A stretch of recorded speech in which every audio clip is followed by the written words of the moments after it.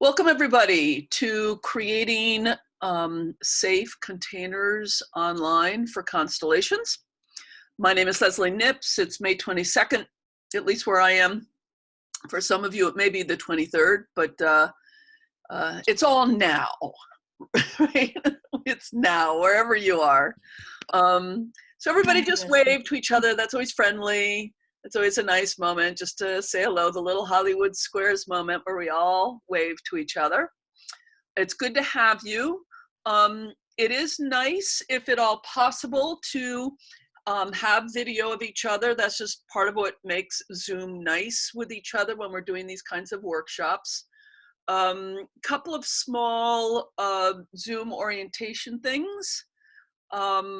First off, and again, at this point, people know the bells and whistles of Zoom so much better than they did even a month or two ago, right? But it's always good to just go through that for people just a bit. Right now I have everybody on mute because that just manages background noise and makes the audio experience easier for everyone. I have left you, however, with the freedom to unmute yourself. So when that's necessary, that's the bottom left-hand corner. If you're on a tablet or a phone, that can be in a slightly different location. Stop video is also in the bottom left-hand corner if for any reason you really need to not be seen. Upper right-hand corner, useful toggle, speaker view or gallery view. And so if you're on speaker view, I'm the big face right now.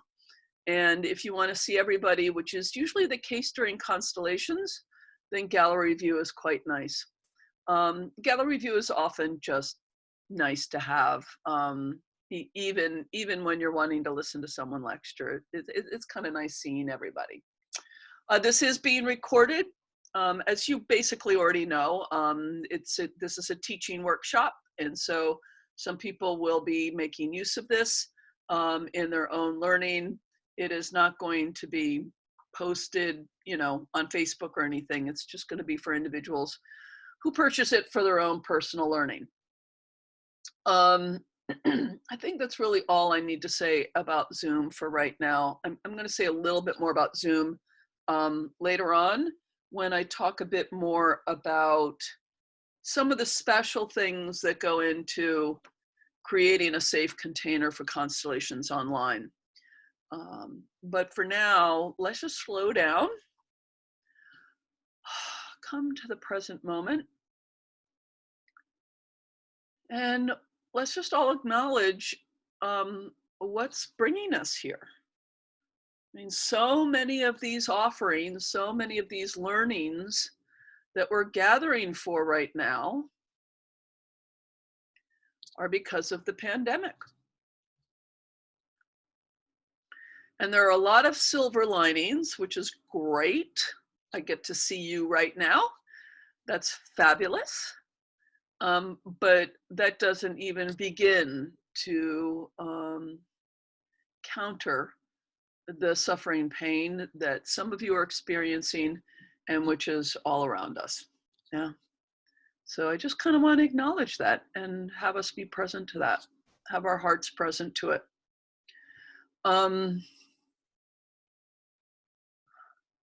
All of us are doing this all the time. Every day we open the newspaper or think about what's going on or worry about the bills we're going to pay or a friend who is sick or family member or if we've been sick ourselves. So I don't want to imply here that this isn't already on all our minds. It is. And in many ways, we're trying to not have to think about it all the time, which is also a healthy thing. But there's a way in which when we gather together to be present to it, the load is a little bit different. And so that's nice. I know I'm needing to carry this a little bit more in community than perhaps I have been. So I just want to honor that. Even as mostly we're not going to be addressing it directly today because that's not what you're here for. It's not what you pay for. Yeah.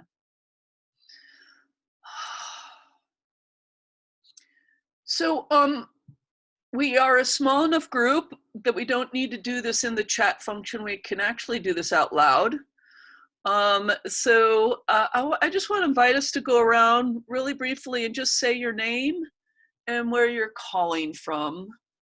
And if you move into your heart, both in terms of what's going on in your life, but also maybe some pleasure at seeing each other and excitement at the topic or whatever's going on for you, or the beautiful woods that Star is clearly hanging out in the middle of. So your name, where you're calling from, and just a word or phrase that expresses your presence right now. And when you're ready to do that, just unmute yourself, take leadership. I'm not gonna monitor that. Unmute yourself and just share that. If you start to speak at the same time as somebody else, one of you just take a pause and wait for the other person to go forward. We'll let that happen naturally. Someone died. Hi. I'm Jean Papagni, and I live just outside of Boston, a suburb in Metro West Boston. And currently, I am feeling excited to be here for this, receptive and present. Thank you, Jean. And thank you for the modeling. Perfect. I'm Judith May. I am zooming in from San Francisco, California. And Leslie, just delighted to see you and wanting to connect and gather whatever wisdom sticks to me today from you and from the other lovely people who are here. Thank you.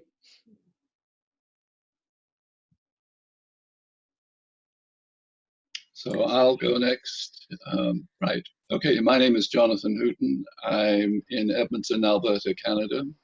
So hi, Leslie, seeing you again from quite recently. I'm feeling a bit nervous. I find working online or groups online different. So that's why I'm here, to learn a bit more about doing this online with the groups. Thank you. I'll go next. I'm Veronica from Johannesburg in South Africa. And I'm here and I'm open to learning. Thank you. Thank you. Hi, my name's Catherine Foote, and I'm in Bethesda, Maryland, just near DC, the tri-state area of Virginia, Maryland, and DC. It's nice to see you again, Leslie, after a while, and Mira, who I've seen in other classes. And I'm feeling calm and, excited to do this, and glad it's Friday, not that it seems to make much difference.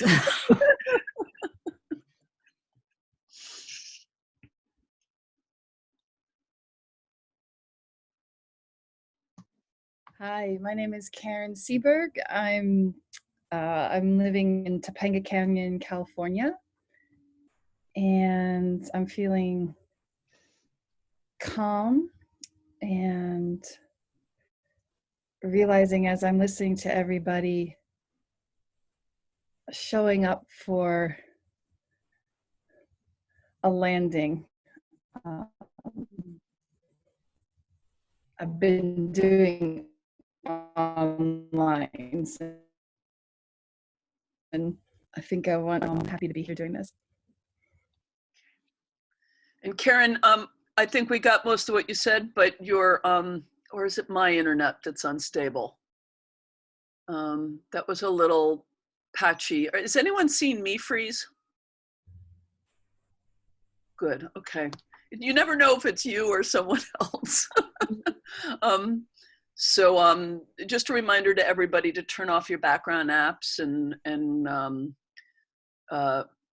any other browser tabs. That sometimes helps.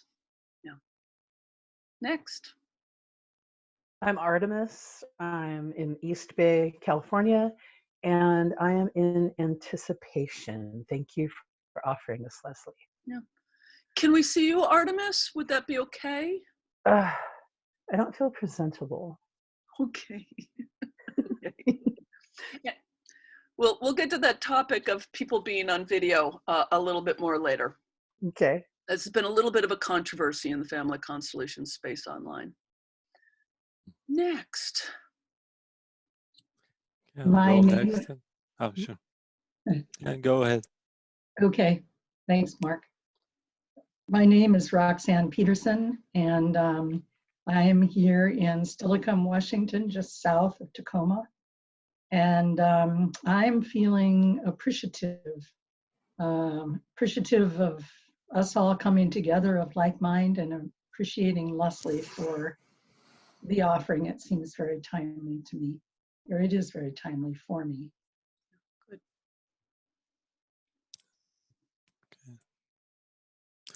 Okay, I'll go next. I'm Mark. I'm calling in from Israel. I'm pretty excited to have a chance to learn from you. I've been following after Leslie's work for a while, but it's a bit far for me to go all the way to the East Coast, West Coast. So I was glad to see that you're offering some teaching online. So I'm excited, and also there is quite a lot of overwhelm. Yeah. Thank you, Mark. Hi, I'm Sashi, and I'm calling from Austin, Texas. And I'm looking forward to listening and learning and gaining some wisdom. And today I'm just feeling a little tired. It's my first day off, and I'm feeling a little sad and tired, but quiet. But I'm really glad to be in the room. Thank you. Hi, my name is Mira. I'm from Toronto. I'm from Toronto, and today I feel really excited to learn more about this topic, to create the safe container for the group, and I'm very happy to be here. I'm Star, and I am in my yard in Northeast Connecticut. And I'm really happy to be here because I have been in Boston getting cancer treatment for the last few weeks. So Friday really does make a big difference to me because it means I don't have any more treatments for 3 days. So I'm very happy about that. And I'm very excited about this topic because I feel like this is a direction that I want to be going in the future, as well as when I start working again after treatment. I think I'll be doing a lot more online constellations. Great. Yeah. And you probably will see me go on and off video.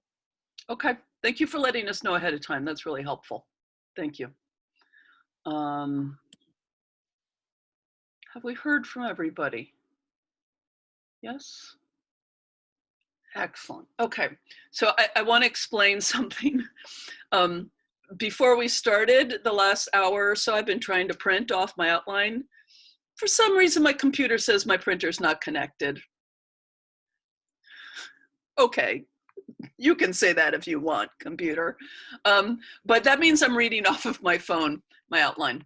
So, which is not ideal. So I'm going to be doing a little bit of this. But now that you know that that's what I'm doing, it's fine, right? I mean, I want to model here that tech glitches arise in the same way that glitches arise in a live meeting room, right? The next door meeting is noisy, the heat goes out, the radiator is loud, there's a couple having a fight out on the sidewalk, whatever, stuff happens. And you don't like stomp your feet and go home, you find some way to deal with it, right? Tech things arise with tech. Partly, I think it rattles us because it's new. But the other reason it rattles us is I think it rattles at a different vibration. There's something about tech glitches that set our nervous systems a little. So to develop a little bit of leadership cool with tech glitches is really important. To develop your ability to kind of respond to them non-anxiously and to work them out, or if they can't be worked out, you say, guess it's not going to work today, folks, or whatever it is, yeah? So I just wanted to model that a little bit. Also, I do really want to know if I'm the one who freezes for y'all. So please let me know. Put something in the chat box. Just unmute yourself and speak. If I'm not responding to it, means that I don't know you're speaking. But Zoom's gotten a little funny, glitchy the last week. So let me know about that, okay? Workshop outline. I'm going to do a fair bit of lecture on this topic, but we're also going to do practice, and I'm going to do some coaching. So I want to invite you right now to really think, if you've been facilitating online or receiving online, like participating in other people's constellations online, and you've seen issues that you still have questions about, bookmark them, okay? I'm going to try and do some live coaching with people, and if something seems to have a systemic element, I may constellate it, okay? So just bookmark those now, start thinking now, so that when I get to that point, people don't go, I'm sure there's something, but I haven't been thinking about it, okay? Or if you haven't done it or been exposed to it, what are your fears? Now, I'm hoping that most of those are going to get addressed in the lecture. But please do note that. If we end up doing constellations, and I hope we will, we're all constellation fans here. If you plan to represent, you do need a little bit of privacy, a little bit of no kids storming in, that sort of thing. A postage stamp of space and the ability to stand up, okay? Unless, obviously, if you're disabled and you can't stand up, you can represent just fine from your chair. But if you are able to stand up, if you are able to move around, I'm going to ask you to be able to do that. That's a little bit of what I put into my email out to all of you, okay? And I have reasons for that. Also, a place where you are reasonably front lit. I can say that's true for everybody except for Artemis. There's sometimes situations where there's so much light behind that the person comes up in silhouette, and I have a tricky time reading representations when people are basically blacked out in shadow. Let us do a quick opening constellation ritual. And in this moment, I am going to encourage you, if you can, during this constellation ritual, to stand. But I am going to, I see stars, stay resting and participate. And if for any reason getting up is just too hard, you can stay seated. But I'm going to invite you to stand up if you can, make it super simple. There's a reason why I ask people to stand up. I'm not just being fussy, and I do try to make a distinction between the way constellations can sometimes get fussy. We don't do that here, and what's actually necessary or genuinely helpful. And the bit about standing up that I find genuinely meaningful is people do show up kind of kickbacked on their beds and just, I'm signing up for something online. I can kick back, and the laptop's on their lap, and the cat's on them, and in the early days of my online constellation work, even way before the pandemic, I would say, I don't want to bother people, and it takes so much rearrangement of the mic, and I'll move the laptop. I'll let them represent where they are, and I would find that the representing just wasn't kicked up. People weren't really in the representation. It was very relaxed, shall we say. Again, if someone cannot get up, that's a different issue, right? We make accommodations, just like everybody ought to make accommodations, right? And very frequently back in the days when I was doing them live, I had someone who was very hard of, almost deaf. And so we make accommodations around that, right? So if people can't get up, but if they can, I kind of insist on it. Otherwise, we kind of have a constellation that's on half energy. It's kind of a whole kickbacked kind of thing. And the focus client is feeling like a little, are people really in on this on my behalf? Really? Yeah, it sets up a funny field. So that's just the reason why I kind of the kind of constellating I do, which is I work with the bodies as you are in your spaces. Some of you may work with whiteboards or online apps or, you know, figurines on a desk. There are For me different too. ways to do constellations. Oops, I just you heard were a voice. frozen there for quite. Did you quite hear a that, bit. Leslie? You froze for a bit for people? Yes, when did I freeze? Like 20 seconds ago, maybe 30. Oh, I think I've shared most about the reasons for standing, right? Okay. I'm gonna move. I'm gonna get a little closer to my modem. And by the way, I had this problem about 2 or 3 months ago, again, before the pandemic. And it turned out to be actually an issue of with Zoom, and an old installed, like an old version was still on my hard top that they had, my hard drive that they had to get rid of. So it was actually a Zoom issue, not my internet issue. Thank you for letting me know. Standing up, moving around, whatever I had to say about that, it's gone now. That's fine. So I would like us to do an opening ritual here. Oh, I was talking about how you all may do constellations differently. You may end up do whiteboard constellations or figuring constellations on a desk. You don't have to do them the way I do them, which is by watching all of you as representatives in your rooms. So what I'm talking about is with reference to this kind of constellating, obviously.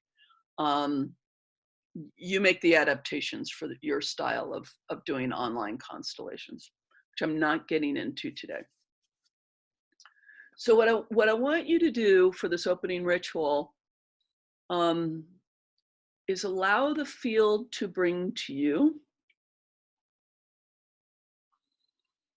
without naming this person ahead of time. Let the field elicit this to you. An ancestor who has some wisdom for us right now, who's faced something like we faced. Yeah?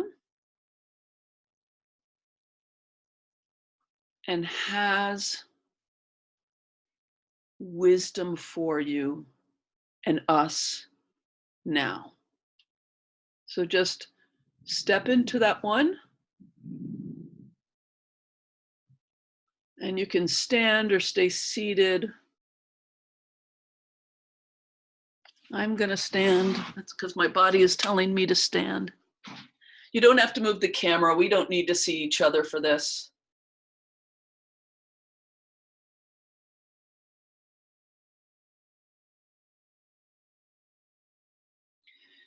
And just, I'm gonna give you a moment or two to step into this role until you have a sentence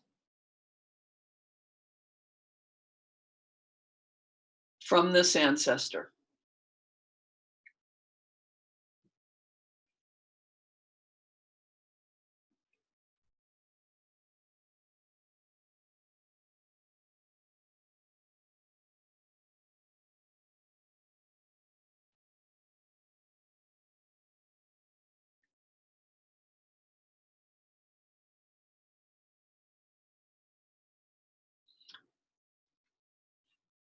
And then come on back. And again, and I want to do this pretty quickly, just one sentence. You can unmute yourself and share your sentence. Mine is, strength abides. Strength is real. Mine is, it seems like it's never going to be over, but it will be over. Mine is beyond the beyond. There is support.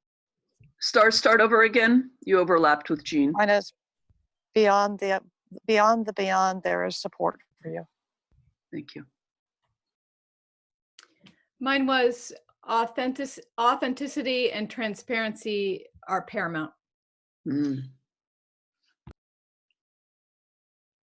Mine was hold loose. Mine was more physical. It was a prayer. It was just a physical movement of prayer in the Jewish tradition. Nice. Mine was be brave and strong. Mine was a strong sense, yes, strength and love. Mine was I will not be small. Mine was be fearless, be yourself. For me, it wasn't quite a sentence. It was like more of a gesture of just look outside, out of the window.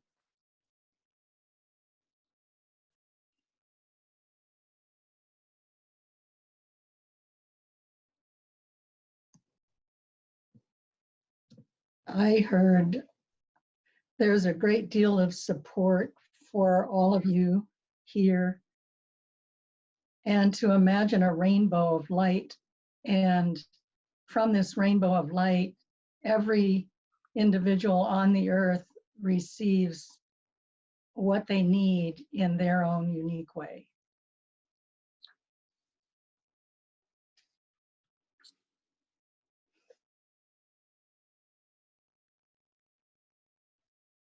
And I think that leaves Artemis. I got great care and caution. Thank you. So is that everybody? Is that everybody? Did I miss anyone? Catherine, did we hear yours? I said it. Mine was I will not be small. Oh, that's right. You did say that. I remember that. So everyone just received those. Those are gifts from like the other ancestors. I am. Right? Which is kind of nice.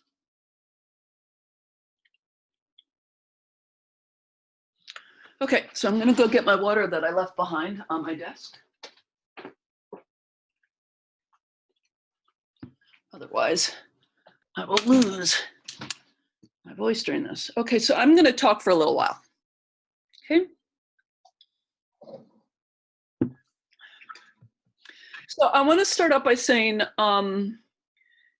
there are differences from being in a room.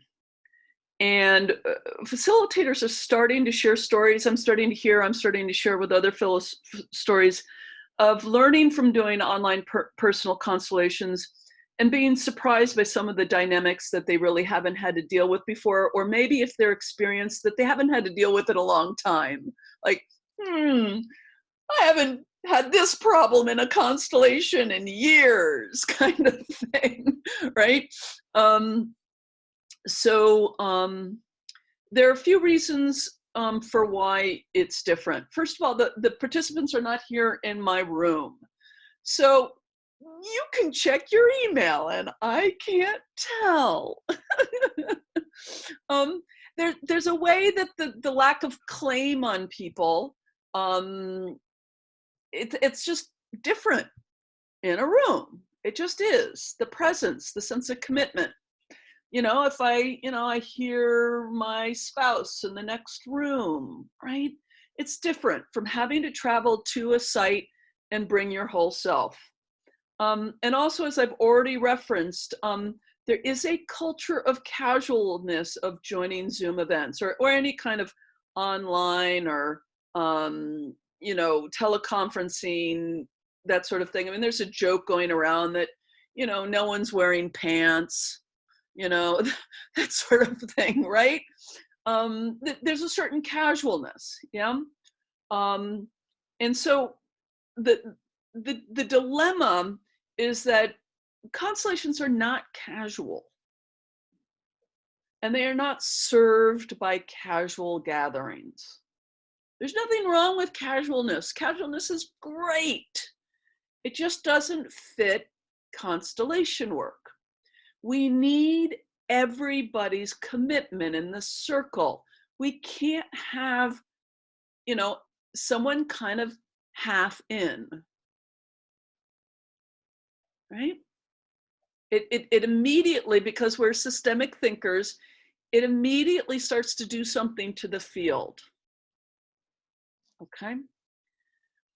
But this requires education, because people show up, in good faith, without any pants on. I don't need pants, or, they come to a business meeting with their jacket and their tie, but they've got gym shorts on the bottom, right? Because they really don't think it's going to be necessary. So any casualness that people show up with, multitasking, driving home, doing the taxes, taking care of children, laid back in bed, whatever it is, they're doing in completely good faith. This is really important. We have to underline this. About a month ago, I saw a post on Facebook. People someone said, wow, I had a gathering and a bunch of people didn't want to be seen on the video. And the other people were very upset about this, because how can you have a container without seeing everybody's faces? And I said, I think they're completely right. You need to see everybody's faces. But if you didn't communicate that, no one did anything wrong. Now you're going to be learning these sorts of things as you go along. And so in the middle of or the beginning of a gathering, you're like, whoa, folks, I did not communicate this. From now on, it's important. Right? But yeah, so we're going to iterate and learn as we go along. It really does require directness and education about some things that we may have taken for granted in the past because we had people in the room. Like we didn't have to tell people to wear pants, right? It just wasn't an issue. Or that they would be willing to be seen, which means they probably have to clean themselves up, before they come, right?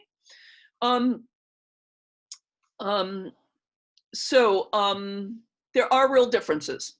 Why are containers important? This is a little bit of Constellations 101, but it's useful for our framing here. First of all constellations, not just ones that have to do with trauma, but all constellations deal with strong emotions. Strong emotions are strong. They fly around. You need a container. Systems, by their very nature, are when you start learning about systems, not even in family constellations, but just generally, one thing that's true about a system is it's always embedded in another system and in another system and in another system, right? So there's no such thing as a closed system. If we're looking at the family, what part of the family, how much of it, it's in the middle of a country or an event or the Andromeda galaxy is part of the system. So by the very nature of the beast, we have strong emotions and porous boundaries. We need containers in order to be able to do anything.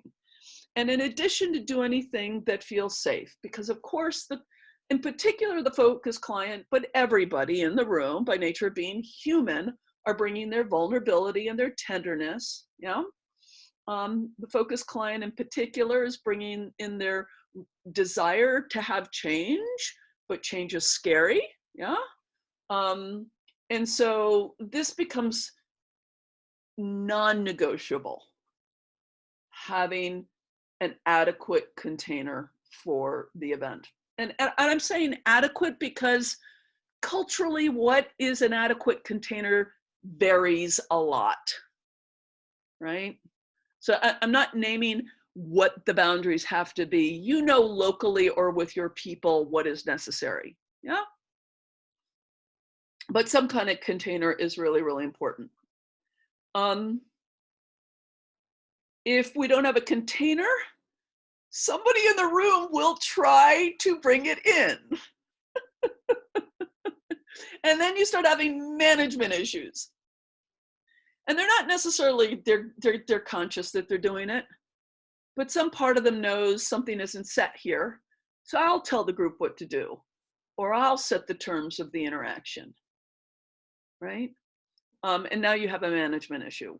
And then we always have a few people who just have a hard time playing with groups generally. That's just hard for them for whatever reason. Without boundaries, that gets harder. And so it just makes for a lot more work for the facilitator. And that may be part of what you've been aware of lately. You've been having interactions or moments and constellations that have not been an issue for you for a while. And it's because the boundary tending is different. The nice thing is it's just different. It's every bit as creatable as it is for rooms. And in some ways, I want to be honest, there is something about online that's easier. There's something about the emotional tone of all being in a room together that has a higher amplitude than watching each other on a screen.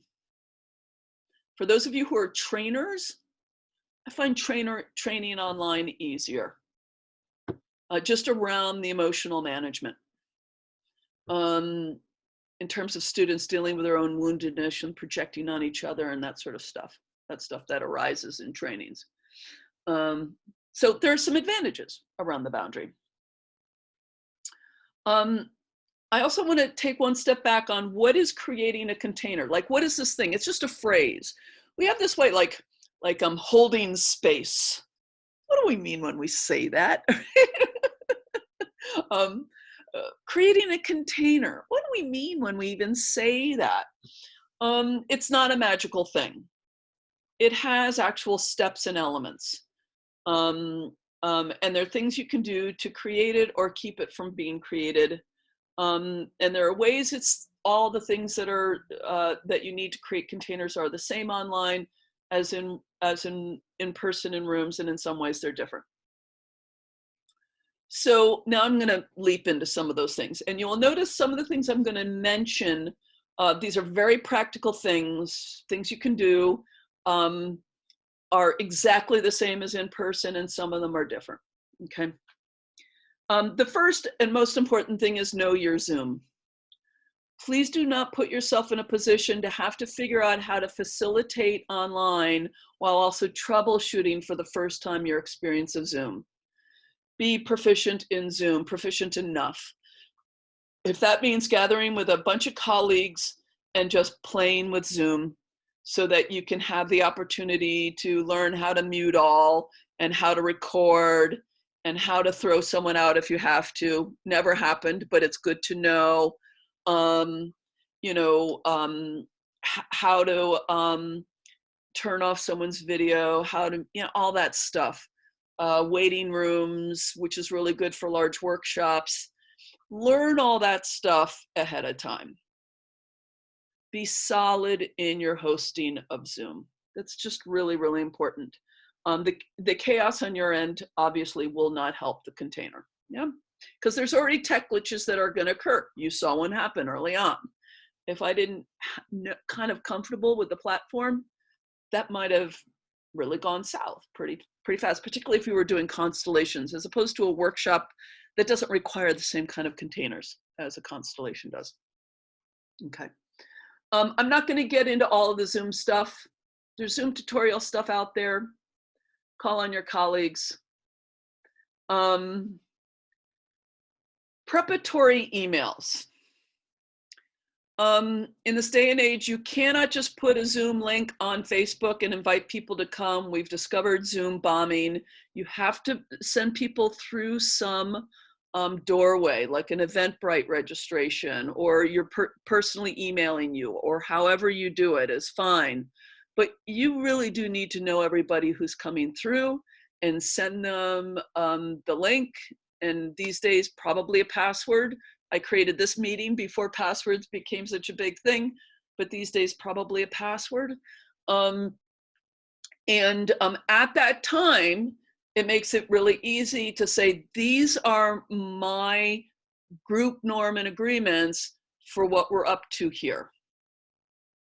I'm asking for your commitment, for your time, to not be multitasking, to be prepared to be seen on video, to not be on a phone because you can only see like 3 people on a phone, to have a little bit of space to work in, privacy, et cetera, whatever's important for you. I sent some of those things in the email for this workshop, so you can use that as a platform. Now, I do understand not everyone reads those or reads them in details, but it's at least worth sending out and letting people know what are your norms. Please show up 10 minutes early so you can do all your tech troubleshooting. And we're not, because once the event starts, I always say to people, I cannot troubleshoot for you. I have to tend to the group, right? So they just use that to let people know what some of the basic nuts and bolts norms are for what you need. If you want to work with figurines, you may ask them to have figurines ready. I don't know, whatever's important for you. This is the online version of tending to the space. Making sure you have enough chairs. Is there heat or air conditioning, depending upon the weather? Does the place smell? Can people find an easy place to find water? It's not letting people know there's no water here, bring your own water. Parking is a bear. You're gonna have to, things like that. It's not different, but we have to put our brains on a little bit differently to think about it. Yeah. Okay, so some of these things that are same as in person. Having clear beginnings and endings, very important for having a strong, whatever, like if you like smudging and drumming and chanting, do that online too. If you don't, for me, it's mostly about having a good, strong intro to help people get on board, some centering, connecting with ancestors. That's kind of how I like to clearly start. But whatever your beginnings and endings are, don't drop them online. They're really important. Be clear about what you are doing. The more newbies you have, you can't, just like in person, you can't skip over. This is organizational constellations principles. People cooperate when they know what's expected of them. What are we doing? What are we up to? What is being asked of me? Right? Then everyone settles down, right? No different, but again, there's a sense around, we can be tempted to skip over these things a little bit for some rhyme with online stuff. And I like to, more than I've ever been before, and I think I'm doing some learning here that I may re-import back into my in-person groups when I start them again, is to be really clear with all of the attendees what I'm asking for based on the needs of the focus clients. So I'm saying, we need everyone present with videos on or whatever it is, because that's what the focus client needs, because we're going into really tender territory here. And so I'm giving them a really good reason. I'm not just being a jerk and saying, and they'll go, oh yeah, if I was the focus client, I'd like that I would want that too. Yeah.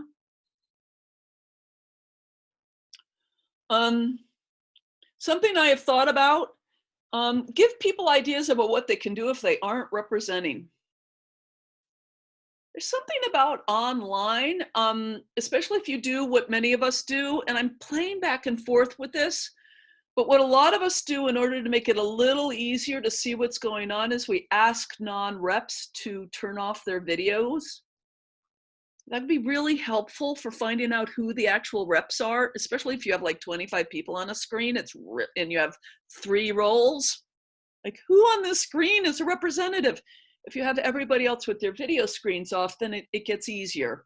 There's also another setting where you can make anyone without a video screen on disappear from the screen, which can be really clear up the screen.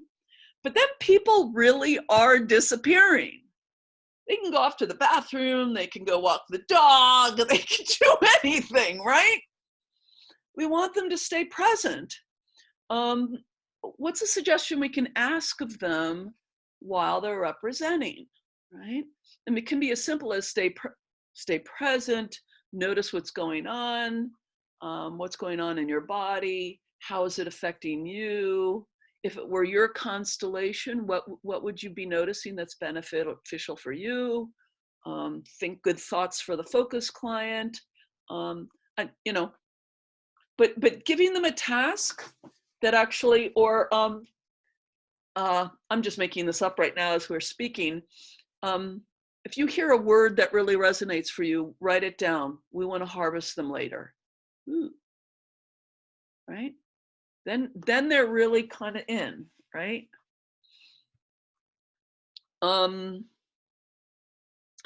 It really helps. I used to do 3-hour in-person gatherings, 2 constellations. I don't have the energy for that these days. I don't know if it's the online or what, but I'm giving myself permission to only do 2-hour online constellation gatherings with 1 constellation. But I'm also doing a short dyad exercise for everybody that I start us out with, which means that everyone's getting something. And that also creates more connection and presence and participation. So that's just something I've been doing to, again, to help people connect with the process. And this takes us into track your energy. How much can you lead online? And be practical about that. Yeah. As I said, let the tech stuff take the time it takes. One thing, and we may have this model today, I'm not sure, but one of the things is that when let's say I have 3 of you be mother and father in Poland, you've just been assigned, the client has chosen you, yeah? Let's just say I've been assigned to be mother and I've been sitting here listening, oh, I need to be mother. Okay, so now I need to get myself up. And I need to move my chair, and now I notice I'm staring down. So I'm gonna go get a box. And if I had had earbuds in my ear, I would have had to have taken them out. And then, oh, the light's behind me, I need to readjust, you know? Let that take the time it takes. Don't let that rattle you. It is quite different from being in person in a room where you say, will you be mother? And they say, sure, and they stand up. And that's it, right? That's as much hassle as it requires. This takes a bit of rearranging. So that could take 2 or 3 or 4 minutes. And people get antsy about it, and someone's fussing a lot for some reason, and you don't know why. Just let that take the time that it takes, okay? And if you need to ask someone to adjust, my experience is don't let your own sense of politeness keep you from doing it. If someone's in darkness and you can't see them, and it's going to take a moment's hassle for them to close the blinds or to move the computer a little bit, the value to us all being present and seen and having available what we need available, it matters. Take the time. Don't collapse to, yeah, that's just, it's good enough. Now there is a place where it's good enough, right? So you got to find that sweet spot a little bit, yeah? One thing I also like, especially with a regular group, I don't do this so much with a one-off or anything, but like you just saw me, I like to warn people to think about, do they have a place where they can put their camera that's a little higher up for when they stand? Not so long ago, I had someone who joined us sitting on the floor in a very empty room. And so when they stood up, they were like towering. It was a little distracting. So, you know, up on a counter, up on a box, up on a dresser. But people can't pull that off at the last minute necessarily. They might have to plan for it a little bit. This again assumes that you're doing it the way I do it, which is I'm looking at moving bodies in a room. That just works for me. If you do a different kind of constellation, then you have to make your own adjustments around that.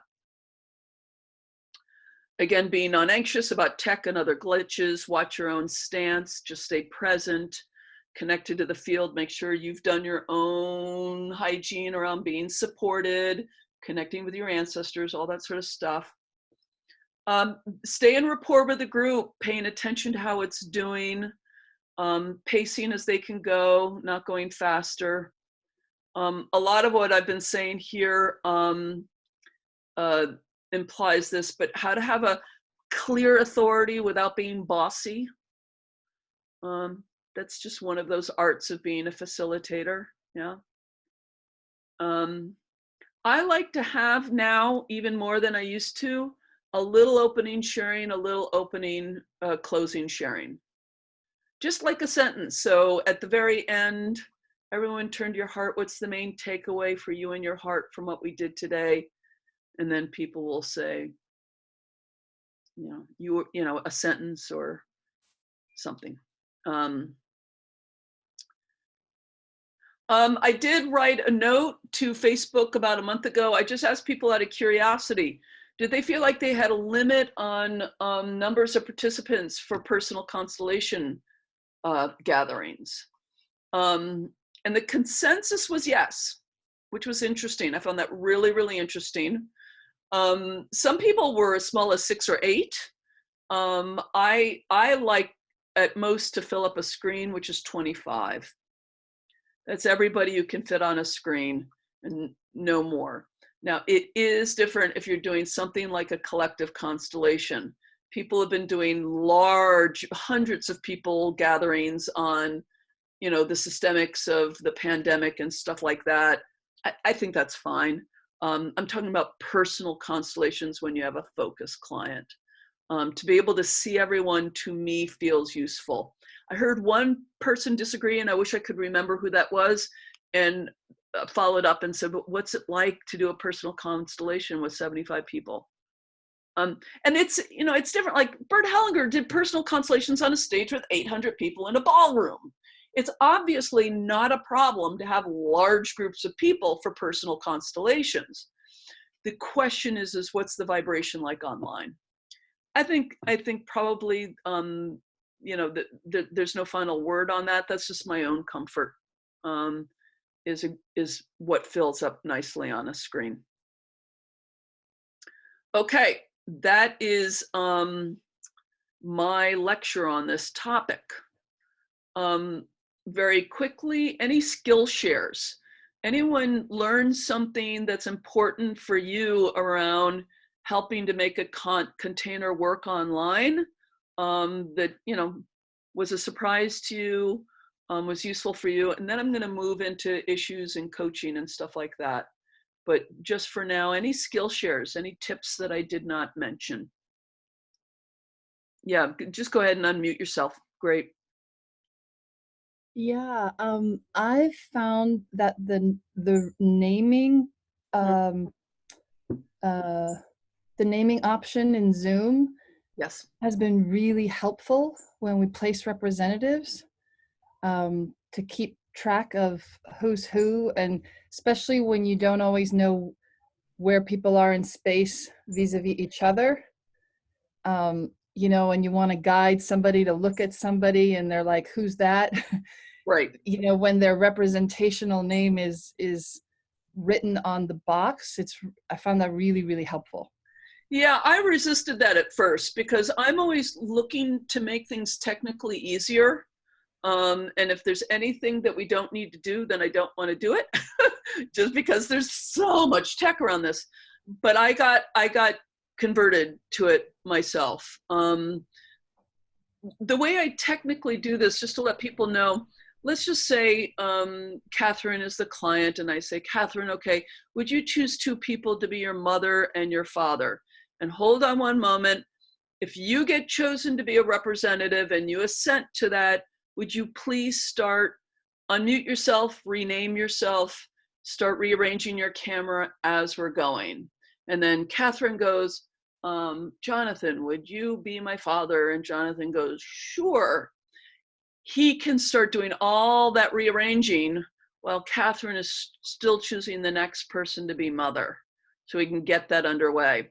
Every once in a while, someone like forgets, and I say, oh, Jonathan didn't rename himself as father, and I'll go in there and do it. But I agree with you, Karen. I've been converted. Its use outweighs its annoyance. I actually rename them. I don't have them do it. Yeah, you can do it that way as well. I'm just figuring I'm already managing 50 things, and they usually, if they can figure it out quickly. In the beginning, I teach everybody like the 3 dots and how to find the rename and do it for themselves. But yes, yeah, absolutely. That's something I don't know how to do. Could we just go through it briefly? Yeah, and again, this is one of those things in Zoom worth sort of, but if you look in your own box, you move your cursor over your own face, you'll see 3 dots appear in the upper right-hand corner of your own face. Click on that and you'll see the drop-down rename. Got it. So you can go and call yourself Daffy Duck right now if you would like, just to play with it. That's also really useful for people who come in and they're called iPhone or, Tablet 3. Just to say, why don't everyone put your names in so we can see each other. The nice thing is that now recordings, Zoom changed this. Zoom recordings don't have names in it anymore, so that's a good thing. So a little increase on security on Zoom's end. Any other good tip, Karen? Thank you. Any other container tips? Skill share here. Yeah, Karen's got another one. Sorry. That's all right. Yeah, I mean, I work more with small groups, like 6 to 8 out of personal preference, just to, that seems plenty to track already. But as far as engaging people who aren't picked as representatives, sometimes I ask them to represent what's needed, and I'll just put what's needed and keep them on the periphery. If something comes up along the way, then they might come in as something or be morphed as something. But I find that that's been really helpful to just kind of, they're part of it, but it doesn't add distraction to the whatever the core of it is. But sometimes it can also, and then sometimes I'll also put somebody as the witness, which seems to have also a really interesting effect, because Nice. that kind of came out of just the fact that we were all witnessing each other anyway. And so I've been playing around a little bit, playing around as in when it feels like it might be useful or there's room for it. Sometimes I'll place somebody as the witness, and it seems more often than not that representative becomes a bit of a bridge towards maybe a movement. So those are 2 things that I found helpful.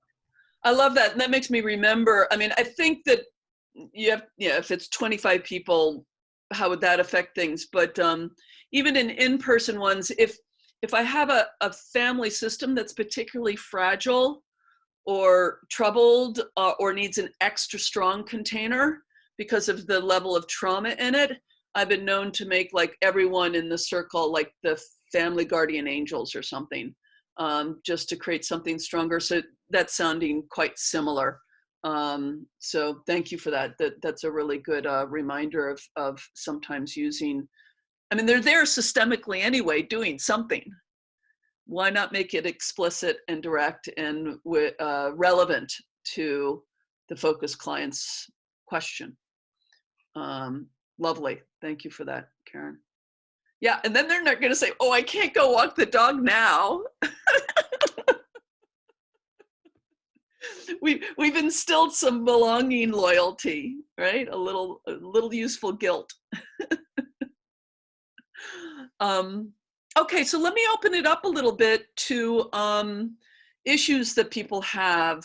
Any problems that have arisen or things you're really afraid of or something I did not address that is on your mind about this?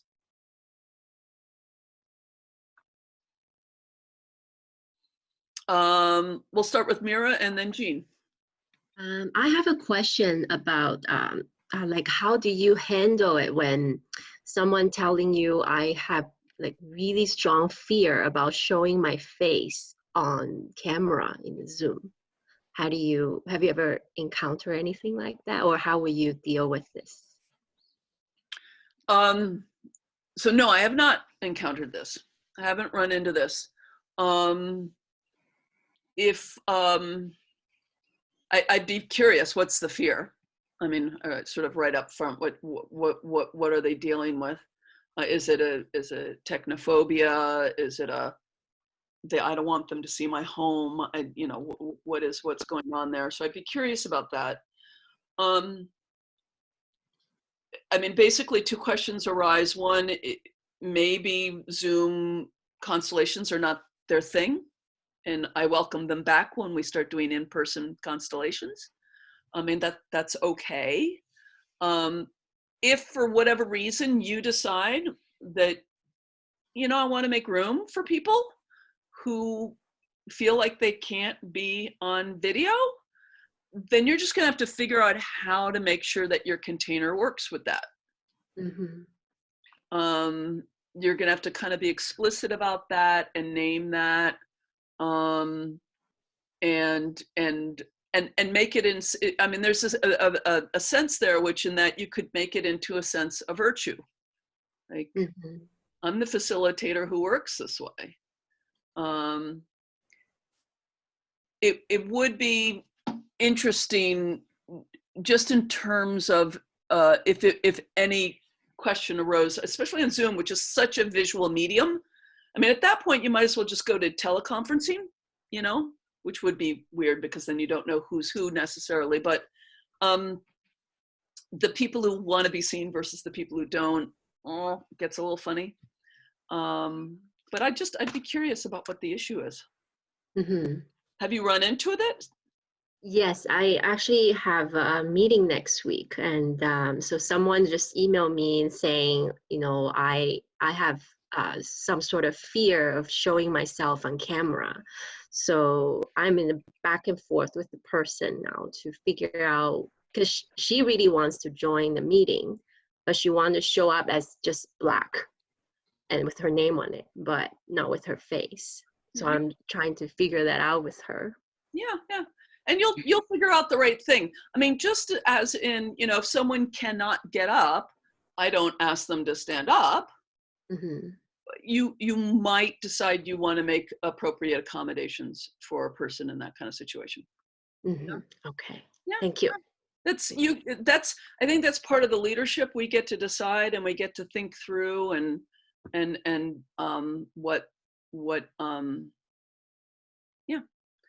then you can do it and go, oh wow, that was a train wreck. Lesson learned, because you try things and it's like, oh my God, that so didn't work. Okay. Feedback, not failure. Feedback, not failure. Feedback, not failure. Right? Okay, I'll experience and let you know how that goes. Yeah, let us know. Yes. Jean and then Roxanne.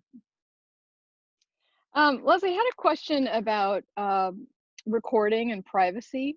Yeah. Particularly, so I have not participated in a personal family constellation over Zoom, only the systemic version, which isn't quite as personal. But I imagine there's lots of sensitivities when as that's what happens in constellation. This gets very, very personal. Yeah. So I'm wondering, what have you been doing in terms of recording and getting any permission beforehand for it to be recorded? Does everybody need to consent to the recording?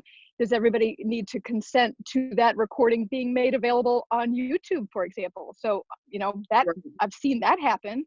And I wondered, did everybody consent to that? And that's great that names aren't on there, but still. Oh, yeah. No, so just really important rule of thumb. Once you record, all bets are off.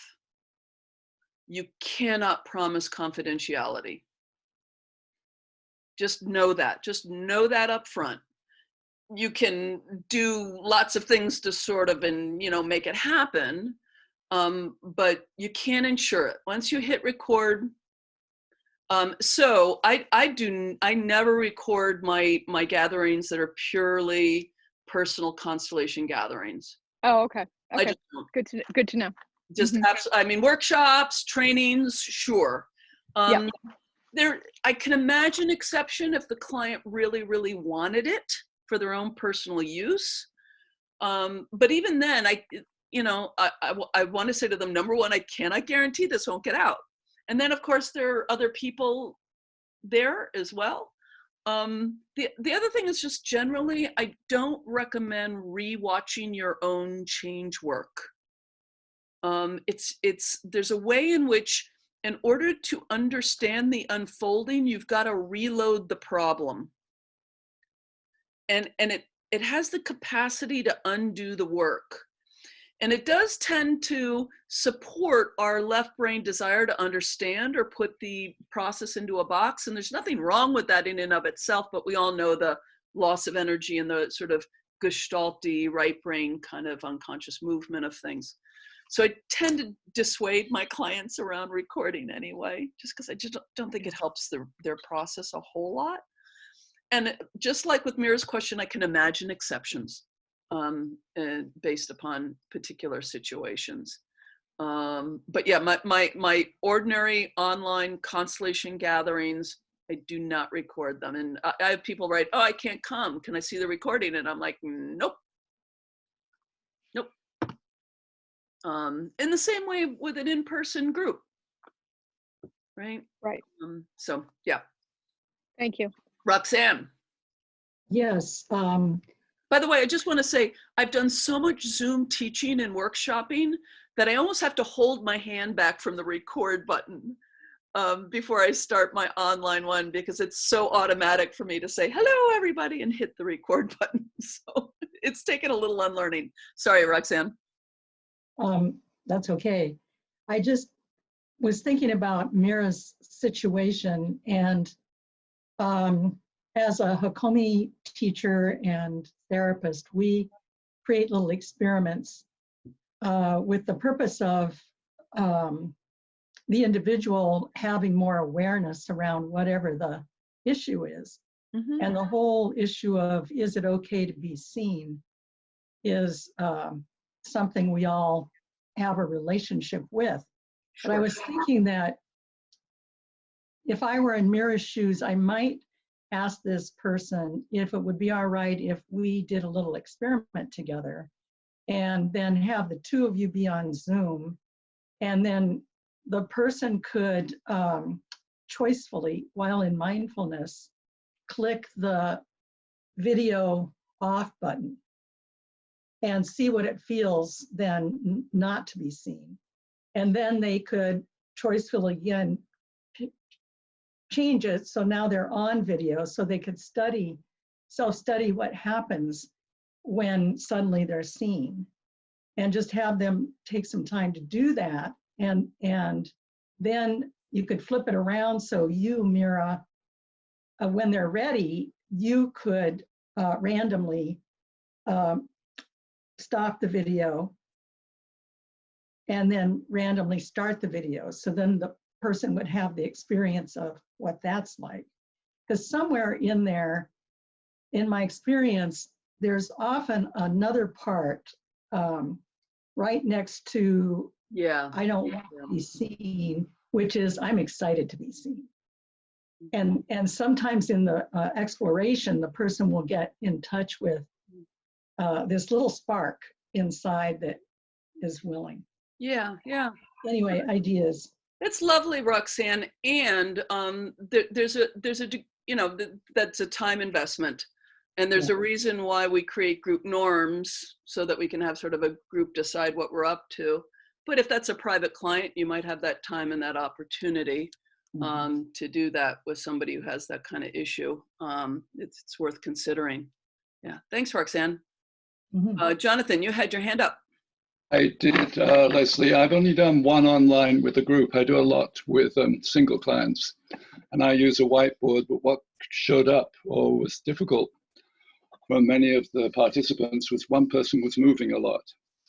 And in this little boxes, it's very apparent, whereas in a group, yeah, like that, well, actually trying to find a comfortable place, yes, and it really affected a lot of the other people. Oh, interesting. Yeah, and I think afterwards I'd asked them to turn their video off, but that was that was a new learning for me, and how different, in a group, in a big circle, a little bit of movement doesn't make any difference. Right, but I could imagine a lot of movement being irritating. The person in an in-person situation who has to get up and get a glass of water constantly, or even someone I've had someone who had a bit of a cold and was doing a lot of coughing and sneezing, and the group was going nuts. Okay. Like they wanted to strangle this woman. And yeah, and it's hard to manage because you don't want to call someone out. That doesn't feel good in a group, right? You know, so when that sort of happens, I have to say that the kind of thing, if I'm noticing these things are impacting things systemically, the thing I will often do, and I'm just going to choose someone here, you know, Judith, you're doing a lot of shifting around. That's really interesting. I wonder what's up in the system that's got Judith moving around so much. And I think there's a little buzz in the system around that movement. I'm noticing, I'm reacting to it a little bit. And then Judith both starts to notice that she's moving a lot, but everyone can also normalize it as part of the expression of the system a little bit. And then I haven't made Judith a bad guy about the fact that she's shifting a lot. Because yeah, that stuff has got to be addressed, otherwise it'll drive the system crazy. But in a way that doesn't, I mean, if someone's being genuinely violative, then we have to manage that. But kind of unconscious disruptiveness, mostly I'll just say, wow, that's I'll just somebody's Sashi. Well, regarding the movement, I have some back stuff, and so I have a chair that has these it's like a wobble chair, and so it might be that they have a body issue, and the movement actually keeps them sometimes standing still or sitting still is more painful for the body and the back. Yeah, and that can be normalized if you're just noticing that it's distracting the system, then it can just be named and the person can say, I've got a back issue. And everyone goes, oh, okay, carry on. Yeah. There's no use to be had, and this is not about online constellations, but there's no use to be had in trying to ignore something that's driving the group nuts, even if the group should not be going nuts about it. If they are, for whatever reason, to kind of name it. I remember one of the most powerful moments I ever had in a constellation years and years ago. There was a real perpetrator mother who was just not accepting anything we were offering her in the system. And I was getting cranky and everyone was getting cranky. And it was just, as we were getting cranky, the pressure on her to be different was starting to build. Understandably, she was pretty perpetratory. And I sort of stepped back and I noticed it, and I just turned to everybody else in the group and I said, anyone in this room who needs the client's mother to be any different than the way she is right now, would you please drop it?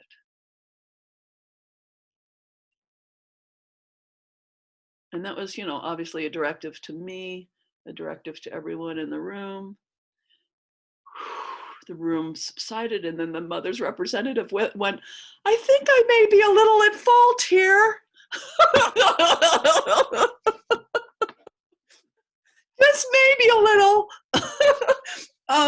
But it's noticing what's going on, like running around in the whole system and just naming it, instead of trying to figure out how to work around it.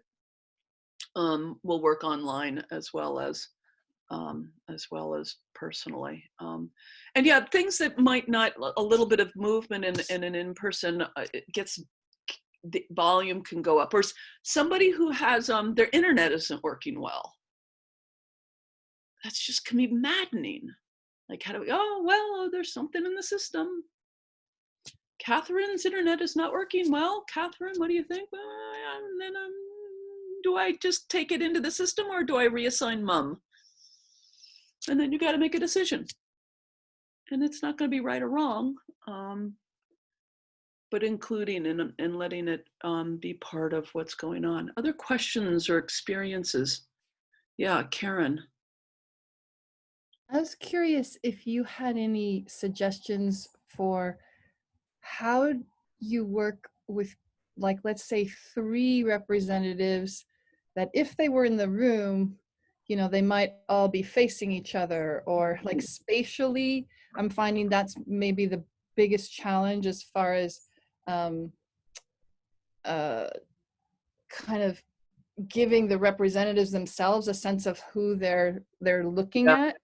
Do you have any tips around how you do that? I mean, I've participated in a few where, like, one facilitator, she used a clock, like, you know, are you at 12 o'clock, 3 o'clock? But for me, that was not a match. I find that gets very difficult for me as well. I'm with you. And I know people do that successfully. So if that works for y'all, or north, south, east, west, whatever.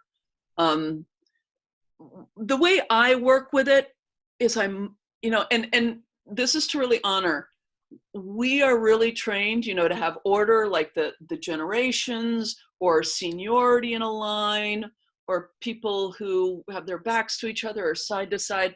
Spatial, you know, sort of the chess piece arrangements are very important to us.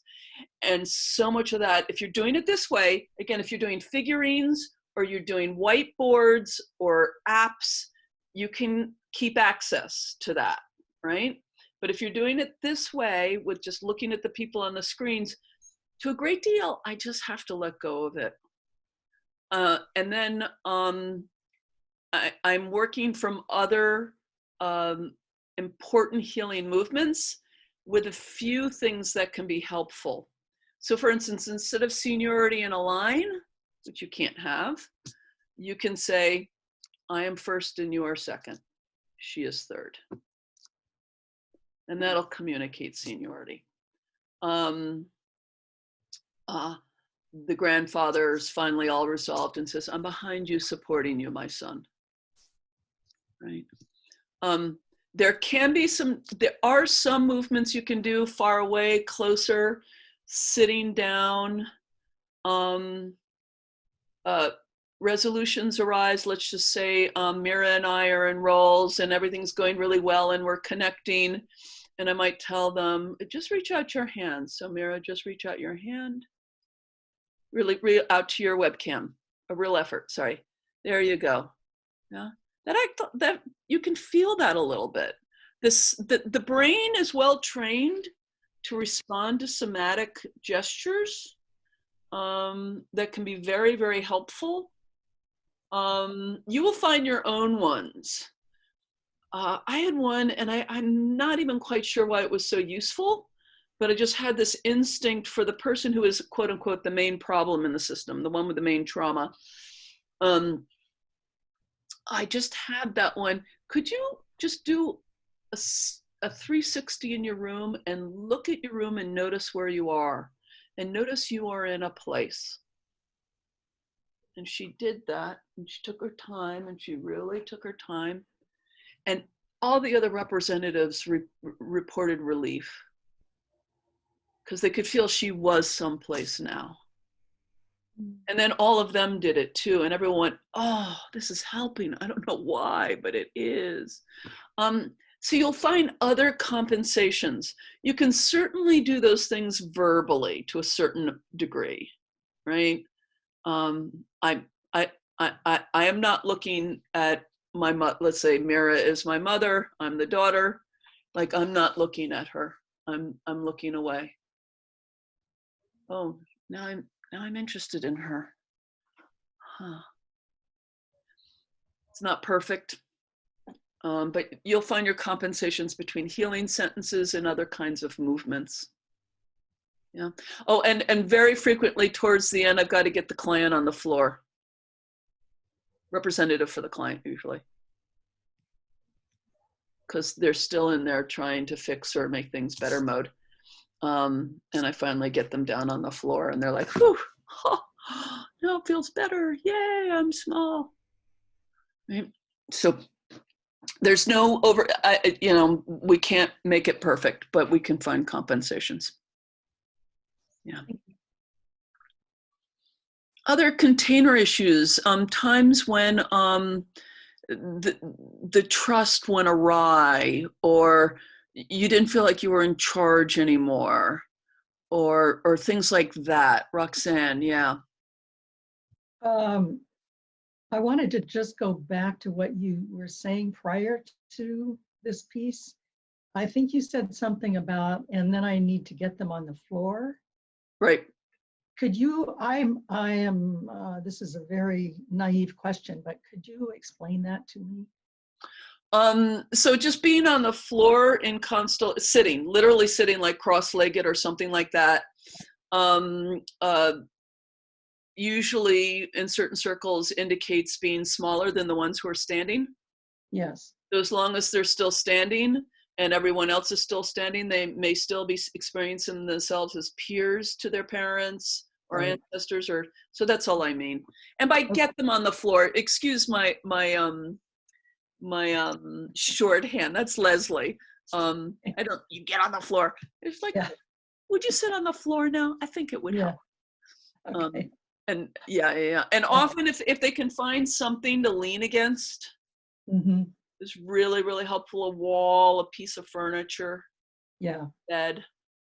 And again, if they can't, then sit in a chair, whatever they can do. Okay, thanks for that. Yeah. Has the same effect in person. And this is why I really want to authorize you.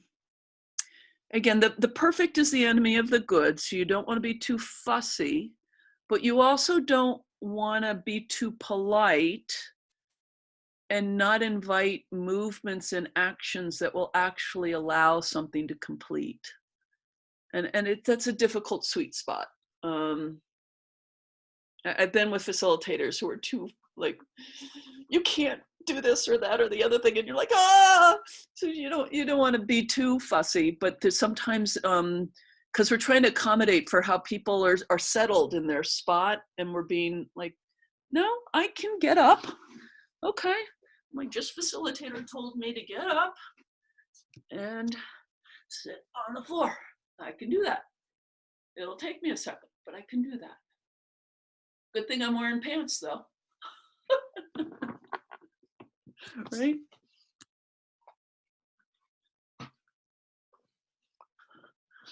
Other moments where things have gone awry, loss of trust, loss of feeling like you were in charge, or not sure if the facilitator you were watching was in charge, or just so we can continue to, we've got a few more minutes here. Yeah, Karen. In the yurt, by the way. I've been wanting to say that. Well, it sort of was not so much not in charge, but like a total loss of, it was a technical glitch that when I was renaming at the very end, I accidentally clicked something that kicked her out. Oh no. Like completely kicked her out. Like, oh dear. But I'm sharing this for a reason. So, had to name it. Sorry, she's gone at my behest. Like there was nothing any of us could do. She cannot come back on her own. So what happened was she was friends with somebody else in the group.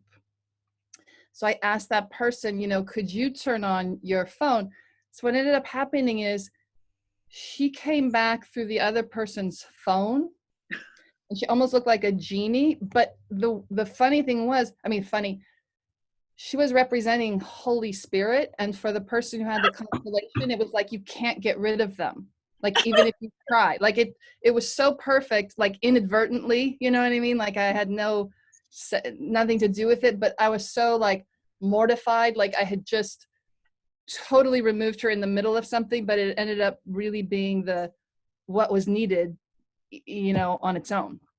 So, I'm a big fan of sometimes a cigar is just a cigar. We do have a tendency to overinterpret in the constellations world, and these tech things often reflect the system in ways that are really, really beautiful. Very frequently, just when, right now we have an arrangement on the screen, right? I can't move that. I can't put mother and father closer to each other or further away. But often when there's just a movement about to happen, the squares will suddenly rearrange, and all of a sudden mother and father are right next to each other, or father is above the son. I've seen these things. It's Yeah, and I forgot to add, I didn't see that. It was two other people who were feeling and interpreting that, because I was a little stuck in, oh my God, I just, you know, kicked her out. So it like was there without even trying. that's lovely. That's Yeah. lovely. Yeah. No, And the we've same all, with dogs. Like I've used dogs as representatives. Sometimes when they're in the room, like they can be like the animals can turn out to represent really more for, because I'm working with smaller groups, you know.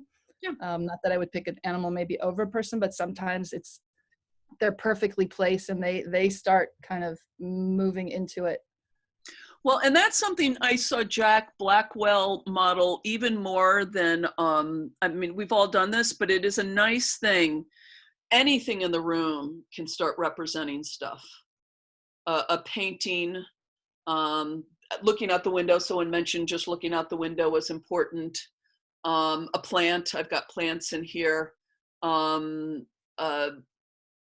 remember one really lovely one I did a few years ago where the representative for the client, I don't remember what it was, but she had a lot of family photos behind her. And another representative kept on going, who's the one behind you? There's something about her that's really important. And that turned out to be the heart of the movement, was the relationship with this picture of her, of the representative's mother that was on the wall right behind her. And that happens in in-person constellations. But now we've got, I mean, all of our rooms right now are so interesting. There's all kinds of stuff all around, and they're all different. So if we're open to engaging with what's around us and naming it and including it, it can be really kind of fabulous. Now, again, if like Jonathan, you're doing whiteboard constellations, it's different. There are different strengths and weaknesses to all of the different approaches. But I kind of like that. For me, just to name, I like working with the bodies, even given the limitations, like Karen is talking about lack of spatiality. I like seeing the people and I like working the bodies. So that's working with my strengths as a facilitator. So work with your strengths as a facilitator, right? Whatever helps you be strong in your facilitating, do that. Yeah. I would add, though, it's both, because I'm seeing people and in their body at the time too. Yeah. Yeah. Yeah. Yeah, it's lovely. We're starting to wrap up here. I'm looking at my phone.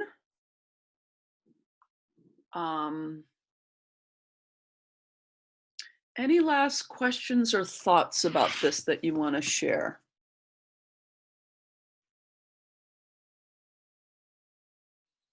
I just want to name, and I'll share this in the follow-up email that's going to come.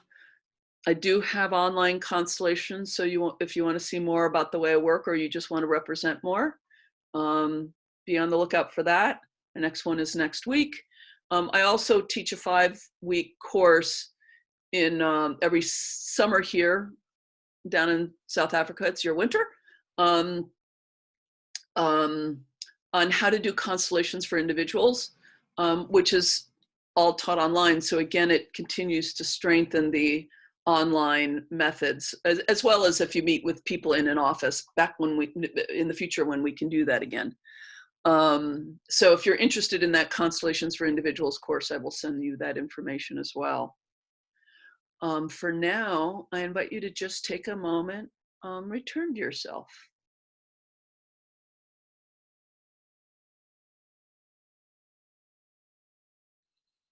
And wherever you're at in your relationship with constellations, you're a fan, but not a facilitator. You're a facilitator, you're a trainer, you're new, you've been doing it for years. Whatever your relationship with this wonderful, crazy work called Constellations.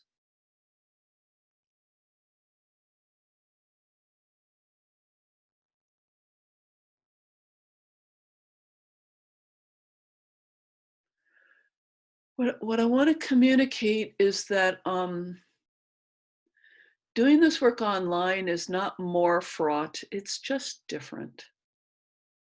It's really all it is. And when something's new, it can be challenging. That's fine. A message came through really strongly from the ancestors a few months ago, which was something like, in our day, we had our new ways of connecting and communicating. We bless you and yours.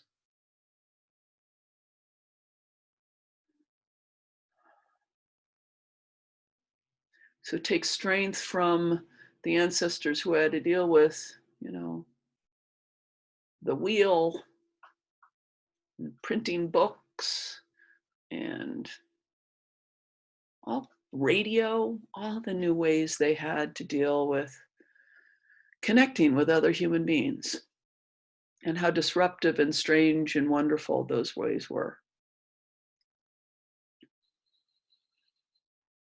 Be strengthened by them, emboldened,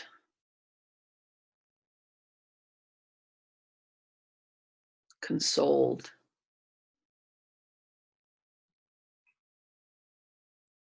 And wherever you are in your relationship with constellations, to all of that.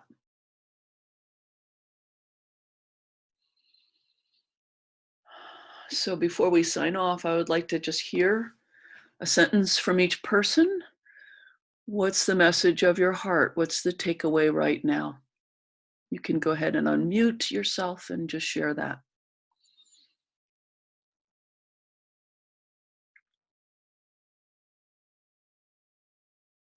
Well, I notice how much I'm appreciating being here with all of you. And I'm a visual person, so I have this map of the whole world. And it's like there are these lines of light going back and forth between us, Israel, Boston, all those places, California. Thank you. Thank you. What is your parting sentence? I know we're a little over time here.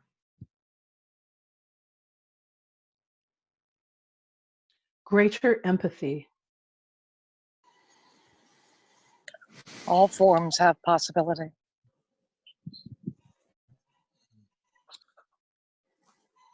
I just want to say how appreciative I am of you actually modeling, creating the container. The group was very much alive and very much contained in my experience. I really thank you for that. Thank you. Thank you for the opportunity to explore in a lovely group. Receiving and learning.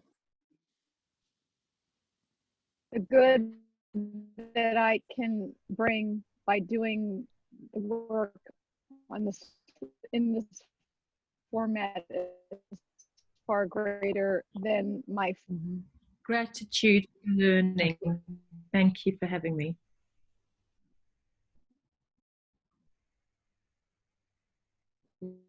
Yeah, I feel great.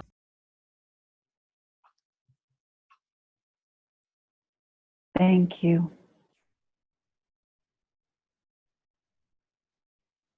Have I heard from everyone? I think I froze there for a bit. Creative license. Thank you. Yes, creative license. Good. Go forth, facilitate. Thank you. This is where I always quote Bert Hellinger. Susie Tucker says, she was here when she heard that. Let many flowers bloom. Bert Hellinger, he just wanted the people go out and do the work. He didn't have much desire to control it. He just wanted the people to go out and do it. So go out and do it. Bye, everybody. Good night, all. Thank you, Leslie. Thank you, Leslie. Thank you all. Thank you. Thank you all. Thank you, everyone. Thank you. Thank you.